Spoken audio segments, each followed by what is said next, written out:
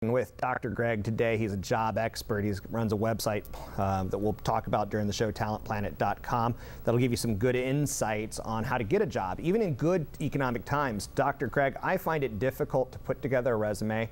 Actually, I find it to be kind of a humiliating process, trying to put yourself down on paper. I want to try to be creative and resourceful. What are some what advice would you give right now in a tough economic environment where you really need to stand out if you're going to get a new job? Well, that's a good point, Rob. You've got to make yourself stand out in some fashion because it's really a buyer's market at this time. For those companies that are hiring, they're looking for people that have specific skills and experience that can come in and hit the ground running and add value right away. They're not looking for generalists. So you've got to do something to make yourself stand out. And one of the ways that you can do that is to do your research and really understand the company that you're applying for, understand what their business is, what the competitive landscape is like, what their major business challenges are, and maybe some solutions that you've thought of that maybe people hadn't thought of in the company, and how hiring you is going to help them at this particular point. So that's a good way to start. Hiring me or hiring the individual, what I like to do as a small business owner, I've always wanted to hire people that's going to make me more money and or give me more time with my family. Is that the basic idea on how we should approach getting a new job in 2009? You really want to sell yourself to the value of the company? Oh, absolutely, Rob. I mean, as I said, employers are looking for those people who can add value. You know, a lot of companies aren't hiring right now, but some companies are, but they're not stockpiling talent for later on. They're going to hire somebody that makes an impression on them, that can come in right away and add value, either, you know, save them money, make them money, save them time, whatever. And it may not necessarily be thinking about this, Rob, in terms of the company, but the hiring manager, him or herself, that's really the person that you're going to be pitching at. And you've got to understand, what would that person see as a value? Would it be more time? Would it be more income? Whatever it might be, you've got to try to understand that as well. So finding a job, I think it's a process, and at some point in time you become depressed if you don't get it. Let's talk about some action steps, and we're going to do an action step here, but we're going to also extend to the next segment for people who are looking for jobs. Give me an idea of what I can do to, how shall we say, speed up the process and make it more efficient. Okay. You know, I think the first thing you want to do, Rob, is you want to define yourself and the skills that you bring to the table. Now, this step is really hard for most people because it's hard to stand outside of yourself and look back and say, I'm good at this, I'm good at this. It's a lot easier if you can sit down with a friend or someone and have them ask you a few questions like this, like, tell me what your strengths are. Tell me what experience you have. Tell me a list of your accomplishments in your work life.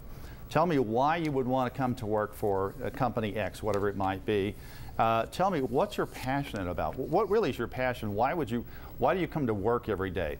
So you want somebody to sit down with you, ask you those questions. You want to practice time and time again telling that story, because when you get in front of a hiring manager, Rob, you've got to be more than just person X. You've got to have a compelling story that's going to touch them in some way as another human being, and also impress upon them that, you know, you've got it together like this.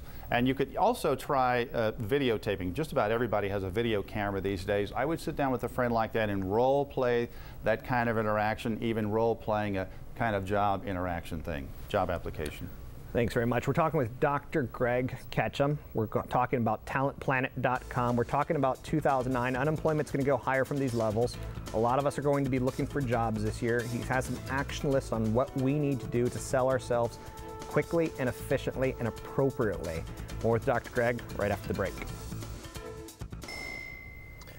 We're speaking with Dr. Greg from talentplanet.com. Now, Dr. Greg, some ideas on companies when you decide to find a job. That's what we're talking about, how to find a job, how to get a job. It's kind of being focused on what you're looking for. In media, I would be looking for someone that gives me editorial control, for instance, because that's important to me. How about for the people in the general working public? What should they be targeting per se? Well, Rob, people need to identify, let's just say, 5 companies that they'd like to go to work for. And there's got to be something appealing about those companies. Either you like their products or services, or you like their philosophy, philanthropy, whatever it might be. But you want to identify at least 5 companies that you'd like to work for. And you want to start with those, rather than just sending out emails or asking friends, hey, do you know of any companies that are hiring? You identify 5 companies and learn everything you can about that company. You want to learn their business model, how they make money, who their main competitors are, and if possible, if you can identify something that maybe their competitors do that's a little different or better than they do, that gives you a really good talking point when you go in for an interview. So that's one thing you want to do, is really target those companies right up front.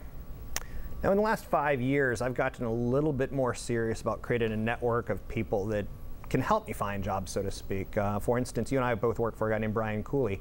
Many years ago with CNET. Anytime I have career advice, or should I work for this radio station or this TV station, he's good for me. But I didn't have a good network. Let's talk about the importance of a network of the right people, Dr. Greg. Yeah, that's right, Rob. It's all about network, just like in real estate. You know, you've got to have a good network of people to get through life. You can't do it by yourself, whether that's, we're talking about just your family as your first primary network, but then beyond that, people that you've worked with or know your work or you've met in professional settings. So once you identify those 5 companies, you want to get on the phone or send out emails and start talking to people in your network. Hey, do you know anybody that works at company X? But in that process of asking them what they might know, you need to also be asking about them at the same time, how they're doing. So it's not just a one-way give, Rob. You want to say, hey, you know, what can I do for you? Can I help you out in any way? And if they can identify some people that work at the companies that you want, ask them if they can make an introduction for you, either an email introduction or over the phone or in person. Once you get into that company, meeting a person who works there, you want to do an informational interview with that person. So find out what it's like to work at company X, what they like, what they don't like. Let them know a little bit about you. You want to make a connection with them, Rob, so that they may be more willing to help you, to direct you to the right person internally who's going to be making those hiring decisions. So that networking is really important, and as we've talked about a jillion times, Rob, networking is more about helping other people than it is about helping yourself. I don't like that part of networking. It's like giving people massages, not as fun as receiving.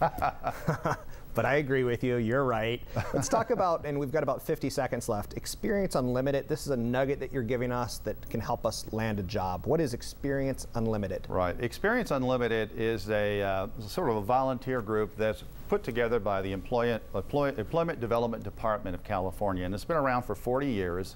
There are 17 chapters in the state of California, including a chapter in San Francisco, one in the East Bay, and one on the Peninsula. Now, it's a networking group for professionals who are out of work and seeking work.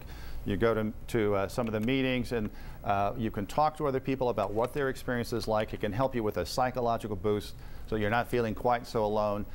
You can get tips on your resume, other people looking at your resume, other people may even have leads. So it's a great place to get out there and start your networking experience. Matter of fact, there was an article this morning in the San Francisco Chronicle on Experience Unlimited. And the other thing you can do is go to our website, talentplanet.com, or go to jobcentral.com. And we've got a fantastic job search engine that has a lot more jobs listed than the typical job board does. A lot of people are going to be going to that website. It's jobcentral.com and talentplanet.com. This is Dr. Greg. He's with talentplanet.com. There's his phone number if you want to give him a phone call. Email, probably a little bit more appropriate in this day and age, but 415-902-5508. That's 902-5508. And again, 09 is going to be tough. Unemployment's going to tick higher. If your job's not under strain yet, it might be. So check out talentplanet.com. When we come back, Few Financial Lucent is going to be tied up with emerging markets. We're going to talk a little worldwide semiconductor sales and another important insight on diversification and how it can help you. I'm going to be blogging up until 5. Jump to KRON.com and jump on the blog if you have time. I'll answer your financial question. Take care. We'll be right back.